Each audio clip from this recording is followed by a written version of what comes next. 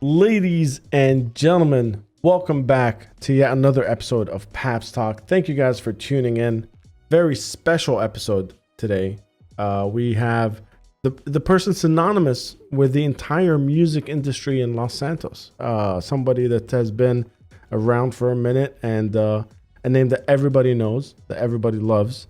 Mr. Party Hardy is here on the show. So without further ado, let's hit the fucking intro.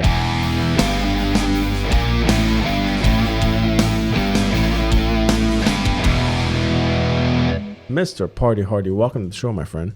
Woo! That's right, baby. You got the first ever mayor here on your show. That's right. I want to dive into the entire history. You know, I haven't been here for too long, but then your name has come up every single time I've anything to do with entertainment, especially. Has been all about you, but it is tradition around here to say, I did give you a little intro before we hit the intro, but in your own words, it's a good way to get the listeners to kind of get to know you on a personal level. In your own words, Mr. Party Hardy, who are you? Well, I began as a humble man back in Liberty City. My parents left me before I was born. It was a rough upbringing indeed. I was adopted by a clown college, and that is why I am who I am, and I chose in clown college to be a party clown. I think it was about 8-9 years ago I came to Los Santos. I was so young then, I wanted to do a clown college, and immediately I discovered many of these people aren't cut out to be clowns. I'm unique in that aspect, and so I decided to just do parties. And I've been doing parties for 8 years, in fact. Parties, movies, TV shows, the music scene, done it all. Won awards. I've hosted the NoPixel Music Awards, created the show, basically. I've been the first ever mayor. I've been a deputy mayor. I've done a lot in the city. Let's break it down a little bit for the people that, might not know you, but also know you alike. Because there are a lot of people that know you that might not know the extensive history that you've had. Let's talk a little bit about, first moving here. From my personal experience, it's a little bit overwhelming. Los Santos is one of those cities that it can make or break you the first time you move here. I landed at the airport. I was a little overwhelmed. What was it like for you when you first moved here? First time I walked out onto the streets, I was actually kidnapped about a few minutes into my arrival by an old man by the name of Mel. He doesn't like being called old, but I'll call him old for what he did here. I mean, he took me off from the streets, threw me in a car. We drove about 200 miles an hour. We hit a wall. I went through the windshield. I went through a door into a secret room. We discovered that together. It was a memory. And even though he kidnapped me, we actually shared a nice moment there. And that was my first ever experience in Los Santos. Did that deter you in any way? Was that like, oh, you know what? Fuck it. I'm gonna take a flight. I'm a head back. No, not at all. I've been going 8 years strong, and no matter what hardship I have gone through, Party Hardy is just harder than what you can throw at me. I can go through it all. And let's talk a little bit about the clown college. You don't hear that often. People wanting to not only start a business or anything. That entrepreneurial drive isn't for everybody, but not only did you want to start something, you wanted to educate more people about clowns. The clowns are very widespread now in the city, but I'm actually one of the oldest clowns in the entirety of Los Santos. Some refer to me as the OG clown, and I wanted in the past to help teach clowns and help them be themselves. Now I'm doing that with the new clown order, but in the past I tried to do my own clown college. Yeah, I think I taught a few people. Is there like kind of a value system to being a clown? I think it's all about self-expression, being yourself, being proud of who you are, taking that pride and not letting anyone destroy you. Because in Los Santos, a lot of people try to push you down because they're just jealous. Anytime anyone has something they don't, they want to take it from you. So you got to realize what you have and don't let anyone take what makes you unique away from you. It's incredible. And is that something that you picked up being in a clown college yourself, or was that just how you operated, generally speaking, even back in Liberty City? That's just how I operate, ever since my childhood, You got to be who you are. That's what makes you you, Well, I think a lot of people they fall into bad circles and they just start imitating. Yeah, that's very true. This is a question that I think I asked you before, maybe when one of the first times we met over here was, being somebody that is recognized for throwing the biggest parties ever is a feat. Because I feel like, Yeah. there's a lot of people that want to do that. I certainly have met a lot of people that think they do that, but there's only one party hardy, as we mentioned. And what was the mindset going into that? Going, you know what I'm gonna do? Even if this clown college doesn't work, I'm gonna throw some fucking parties that everybody's gonna remember. Yeah, at the end of the day, it's about bringing people together, having stuff for everybody to do. That's always been the most important thing to me. In both cases, whether it was a clown college or the parties, I feel like you have this. There's a string connecting the two where it's just express yourself and grow your network. Network sounds a little too businessy, but you know what I mean. Like have your people around you. So Yeah, of course. I mean, when I started my parties, this was back in the day. There wasn't too many people on the streets of Los Santos. Okay. Nowadays, there's tons of people always walking around, but back in my day, you wouldn't find too many people. So if even 10, 15 people showed up to your event, 20, that was a good turnout. Far cry from nowadays where I'm getting, like 100 people sometimes, 70, 80, 90, 100. I've had the entire city at a few of my events even, because it is the best thing for people to just stop what they're doing, come hang out, come meet people, us unite as a community for whatever it is, whether that's music, a movie, a TV show, hell, everyone just getting together, having a good time. I think that's extremely important for the Los Santos community. And it drives so much business and connections. And connection is the most important thing for this city. Yeah. Getting to know each other, making stuff happen. Absolutely. I always live by two things, and that's why I relate to it very well. They're cheesy as fuck, but they're cliches for a reason. You don't have to be blood to be family is one of those things that I really believe in. There's some people that I've met here that have become family, and the other one is high tide raises all ships. There's a lot of people here that are trying to, instead of like grow together, push other people down, necessarily thinking that they might win or get an advantage by pushing someone down. But I disagree with that. I think if we all work together and kind of raise that tide, we're all winning at the same time. And I feel like you're kind of on the same page. Yeah, I've always been on that page. In the past, I have tried to facilitate competition in the movie scene and the music scene. Oftentimes, I feel like people just don't give enough effort. And I really want, for this new era of the city, I want to see effort across the entire city, no matter what you're doing. I've always tried to put in 100% because I want to see other people do the same. I want to put my all into my work here. It's extremely important.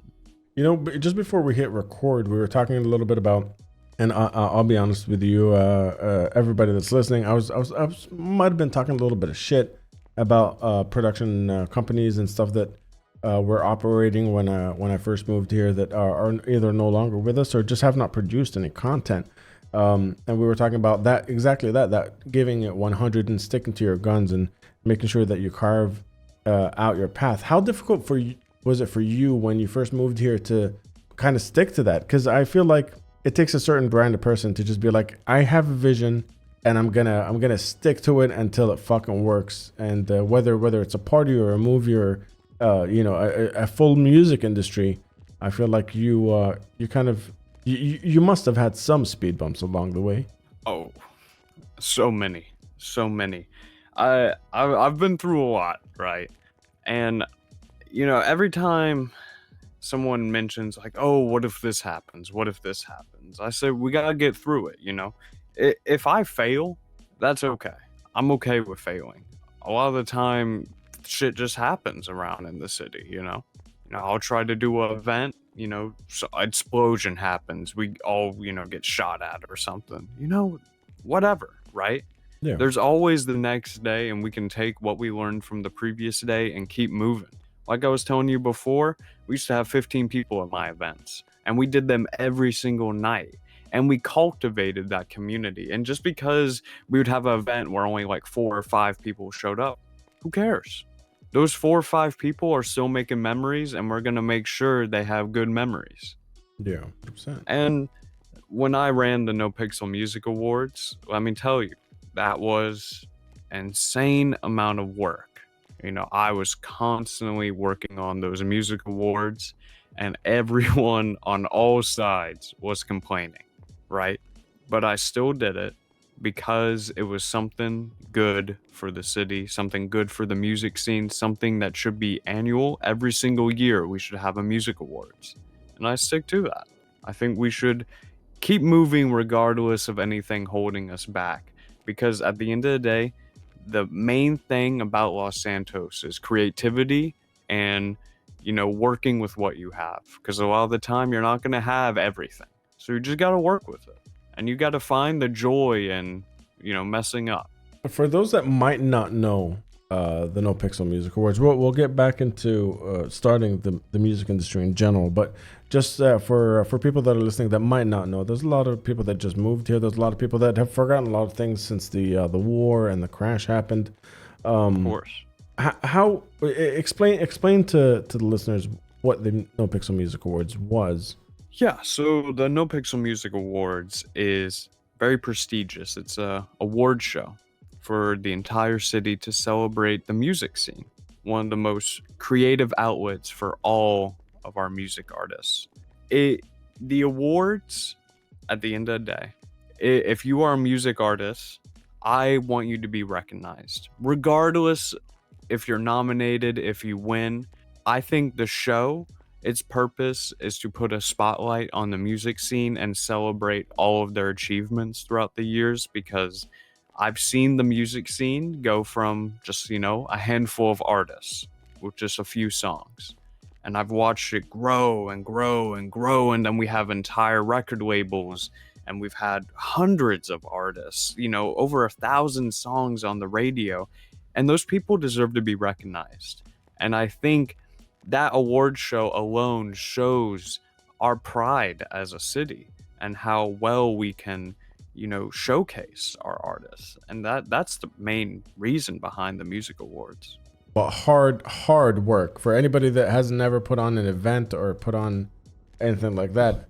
Can you even express how difficult it was to arrange all that? Because you're not only talking about, categorizing people's music or whatever it is, the award they're winning, but also all the artists and all the record labels and making sure that's promoted. Yeah. I can only imagine. First of all, it's a lot of politics, me being now co-owner of Chang Records, a lot of politics with that. But at the end of the day, I feel as though no one knows the music scene better than I do.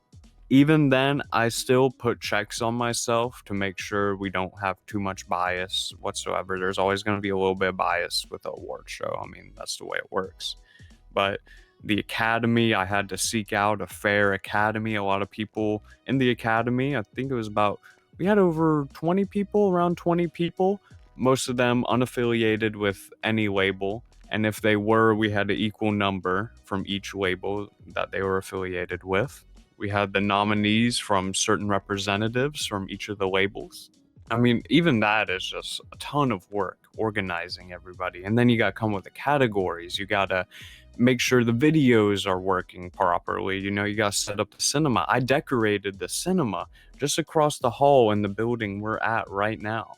I decorated it myself, got the videos ready, got the documents ready, set up the actual events, got the microphones, fireworks, stages. I mean, performances. It's a ton of work, traveling around the world, making sure international artists had a chance to be nominated. I mean, all that took so much, and it was worth it.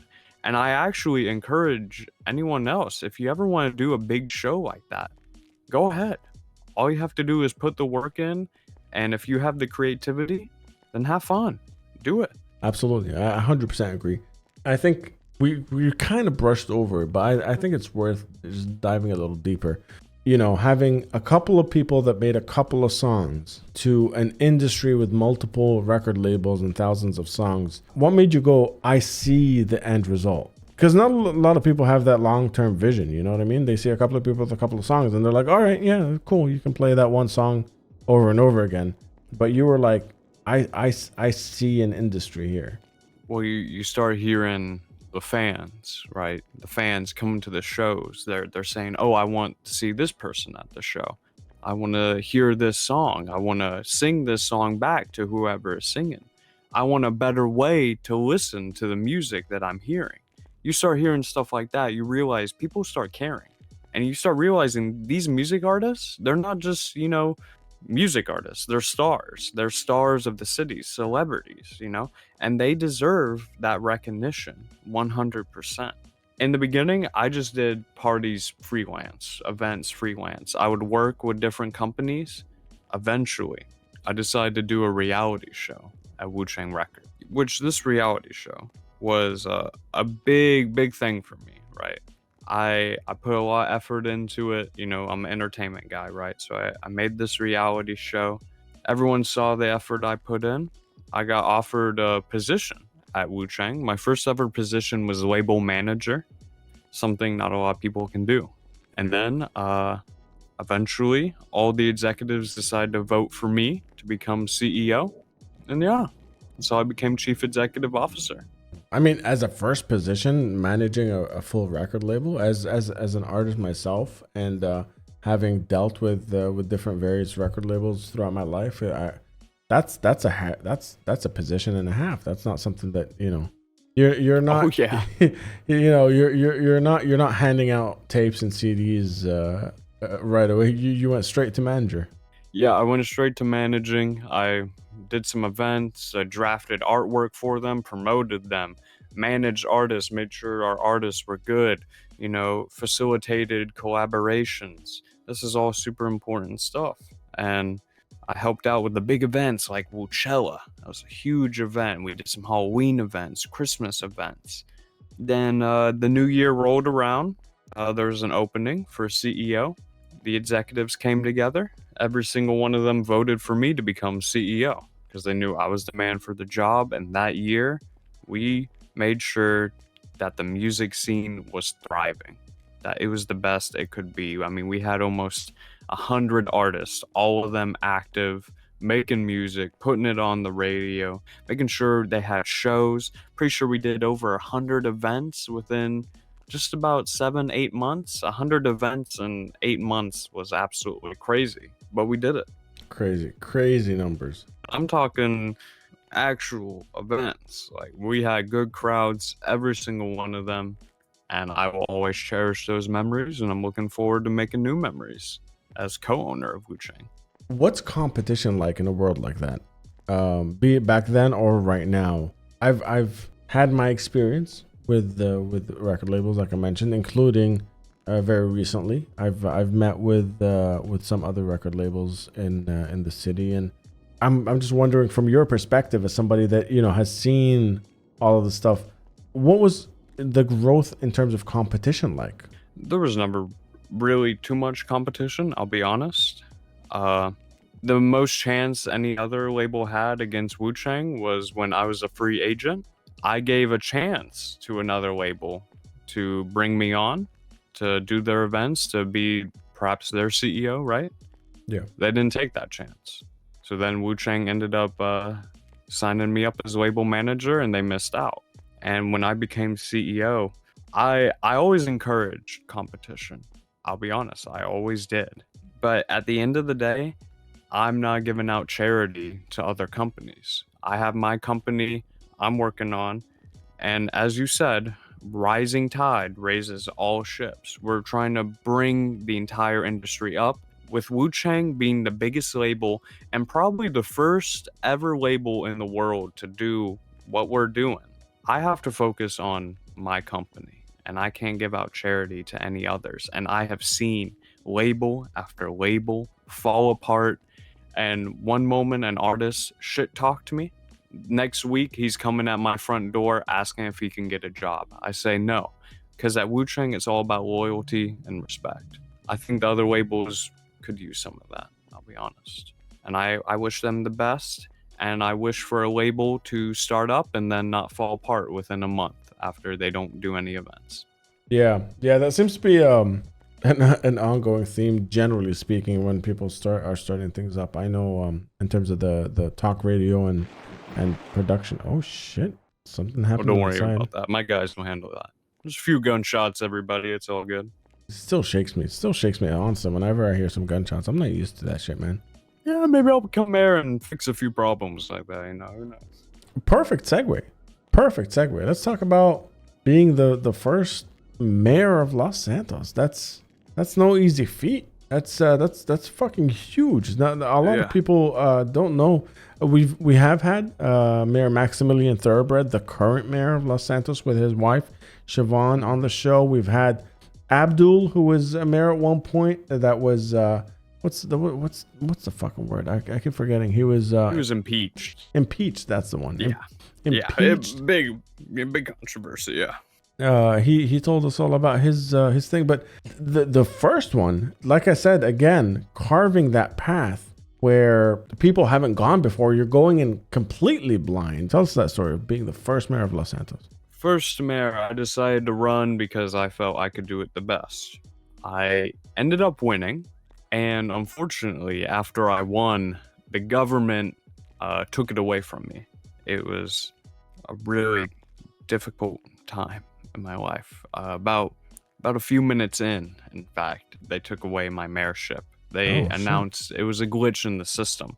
So then they elected the second ever mayor, which was Andy Jones. Now, Andy, she is a fantastic person. I mean, one of the best. She did all the documentation for the mayorship. I mean, she is, without a doubt, one of the most talented people in the city. She also does a bunch of events. If you ever see her stuff, check her out. But she was the second ever mayor. I was the first. Later on, we see a bunch of people that I vouch for become mayor. Abdul, I vouched for him, right? Emma Gain, I vouched for her. Eventually, Maximilian Angel, I was his deputy mayor. Oh, these are all wonderful, wonderful people. The mayor position, it's a great position, right? You can do a little bit, but I feel as though what you can do as mayor, you can do outside of the city as well. Like you can walk away from the city hall, you can impact the city so much just like a mayor would, even if you don't have the position. Just using your influence, using your reputation, bringing people together, making businesses thrive. I mean, I have invested so much into the city. I think that's what being a mayor is about. I think the NoPixel Music Awards, I think I put in some mayor work there for sure. One thing that strikes me, not only sitting down now and talking to you, but every time we've ever bumped into each other and have had a conversation, is you're very humble. I don't know if that's the right way to describe it for everybody that's listening that hasn't met you yet, but I feel like you don't realize the impact you've made already in San Andreas and Los Santos in general, because you're talking about being a mayor and you're still talking about entrepreneurship and trying to bring everybody up at the same time. How do you do that? Because you've done some crazy shit, Mr. Hardy. Well, at the end of the day, I feel like we could always do better, and I've always felt that way. And we have gotten better as a city. We have. But there are so many avenues we could get better. Like stage manufacturing for music artists. I think that's a huge thing that needs to be worked on, getting music artists paid, getting cinemas up and running for the entertainment scene, getting new restaurants, getting, new jobs that bring people together and really show off their creativity and show off what Los Santos can bring not only to itself, but to the world. That's all super important to me, and I feel like it gets left behind. So we still have a mission and we got to complete it, If you had unlimited resources right now and you had one of those things to fix first, what would that thing be? What I think the city needs right now is the facilitation of more business and tools for those businesses to thrive. Hell, I think they should be perhaps in not, in just one area, but I think there should be multiple hubs within the city for people to go to and have a great time. I also think there should just be more things in general for people to go and do, have fun. I think that's lacking a lot of the time. It doesn't have to necessarily be a job, something leisure for people to do. Like I was saying, cinema, stuff like that. Yeah. Just all the facilitation of more businesses that bring people together. That's the most important thing to me. Absolutely agree. I would have said exactly the same thing. Like this podcast, I think this is a great way to bring people together and have them listen to the people around the city that they might not know about. I appreciate that. And that's why I said I relate to you a lot, because the podcast is based on the idea of my curiosity, not only about the city, but about the people that make it what it is. But also I wanted other people to be motivated by hearing, Mr. Party Hardy's story, and they go out and be like, I am passionate about something else, and I've heard this guy's story, and they've made it, they've pushed through, and they've built all the stuff. Let me try to push through and build all the stuff. And that's basically the prime reason we have this. The listeners also, I get a lot of text messages at the end of the day when we release the episodes. It's a lot of people ask questions like, I have this idea on opening a Japanese themed restaurant, and I heard this guy started another business on your podcast. Do you have any advice? And yeah, I think that's our purpose here on the podcast. But I really appreciate the kind words. Thank you.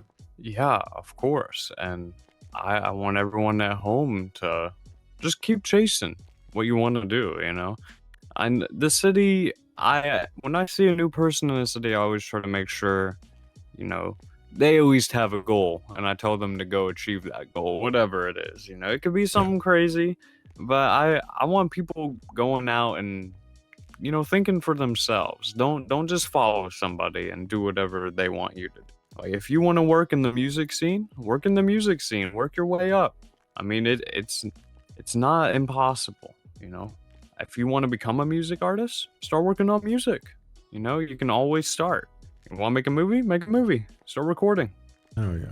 You want to become a cop? Go down there. Then wait to apply for, a few weeks. Shout out to, speaking of cops, shout out to Todd Hughes. Hopefully you get your shit sorted. One of our homies is also applying over there. That is an intricate ecosystem. Yeah, everything connects together in a way, When I took over at Chang, I decided to create multiple teams, not just music artists. Like, we had to have multiple teams, so we made a marketing team. We made a visual design team for album covers. We got people doing music videos, so we have help on that front as well. Producers, mixers. I mean, there's so many things to do at a record label. I was executive partner at a entertainment company not too long ago called Gotti Studios. I think it's, not, around anymore. This Patars thing. If anyone knows Patar at home. Yeah, shout out. We had him on the podcast. Oh, wonderful. Well, yeah, I worked with him at Gotti Studios. I made a movie, won an award for it. Everything sort of connects, Well, 1 second you'll be working at a job, you might be working at Senior Buns, and then you meet someone at the counter. They seem like an interesting person. You ask for their number. Boom, you got a connection, Yeah. Those connections are what really drives the city. So, always, just have some manners. I've seen some rude people recently, and that just, it's not cool. Not cool at all. Not for this city. Don't bring that energy. Don't bring negativity into every room you walk into. How does that apply to an industry like the entertainment industry? Do you get people like trying to, I don't know, I can't even, like, maybe use other people's music, or what's some of that stuff that happens in the music industry? I mean, you can just tell by somebody's ego when they walk in the room. I've had multiple instances. Somebody walks in, they're like, "Oh, I got the best music in the entire city. Why, you need to sign me with this amount of money right now, or it's your loss." I tell them to fuck off, right? They walk out, I never see them again. Those people don't last. It's all about respect, all about, all of that is so important. But it seems to me a lot of people focus on trying to be funny when they're not funny at all. Maybe I should have started a clown college so they could learn a few jokes. Yeah, I would fucking sign up. I'll be honest with you, bro. In our industry, right, in the entertainment industry, a lot of people try to use one another. They try to, say, oh, I just want to do this. There's double meanings behind what people say sometimes. But if you, stick to your gut, stand your ground on whatever is happening, push through it. Like, don't let people push you around just because, their ego is acting up. I'll fire anybody. I don't really care. A lot of people talk about numbers in our industry. I don't care what numbers you got. I will fire you. Plain and simple. And that balance, I think, is what creates this assertive kind of position that you're in. Not long ago, someone actually pulled up to the Wu-Chang block last night and started disrespecting me. And let's just say we got into a bit of a disagreement, and at the end of the day, he ran off. He ran off for sure.